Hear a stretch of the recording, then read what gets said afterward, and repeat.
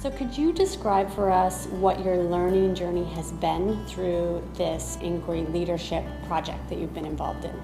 I think a lot of the learning kind of coalesced for me today, listening to Helen Timperley. It really helped me pinpoint areas for change.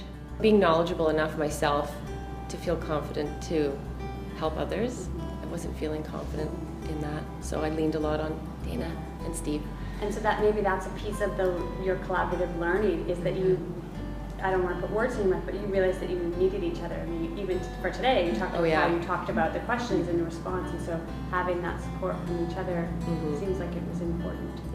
Making sure that everyone's on board when we're doing an inquiry project, because if it only comes from one or two people or a small group, you know, at the head office, and it goes back to the schools, like, then it might not have the power that it would if everyone's involved, and that's really important. So can you share with us where you think you will be going next with your learning journey?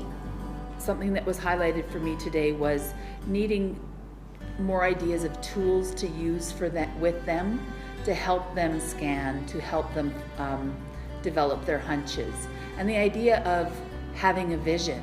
And so I really liked the 7 principles of learning sheet that we worked with, because that starts with the vision. I would like to help more with other schools. Sometimes the inquiry projects within the schools, like I said, are started by a couple people that are really passionate about it, but it's hard to get everyone on board. So how can we as leaders help get everyone on board from the beginning and inspire an inquiry mindset so that everyone's taking ownership over it? Where I would like to go with this, I clearly need to learn more about how to be a leader in leading an inquiry, and so I need to get my feet wet, and I think we were headed in that direction with our group, and we had a plan, and it didn't follow through, but I know we'll move forward with it, so I just need to put on my big girl panties and just do it, right?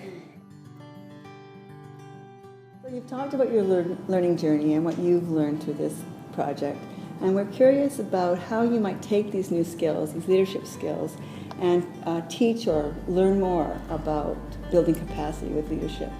When Helen was leading us through the 7 principles of learning sheet, I thought, well, this would be so great if we could say, you know, we'd like to do this as a whole school Pro-D. Catherine and I could facilitate that. And sometimes our school is a great big long line, and there are some days where you don't see, I'm a primary teacher, you don't even see some of the intermediate teachers. So to have that connection amongst us as a school, I think it builds cohesion, it helps you understand your colleagues and their mindsets and where they're coming from. One thing I'm learning as a leader is to sort of let go of control, and I think this is something that I've learned with my own students, that I need to let go of control, you know, let them take charge of their learning, give them choice and ownership over making their goals. It's easy for us to try to control things, and so just letting go of control and giving the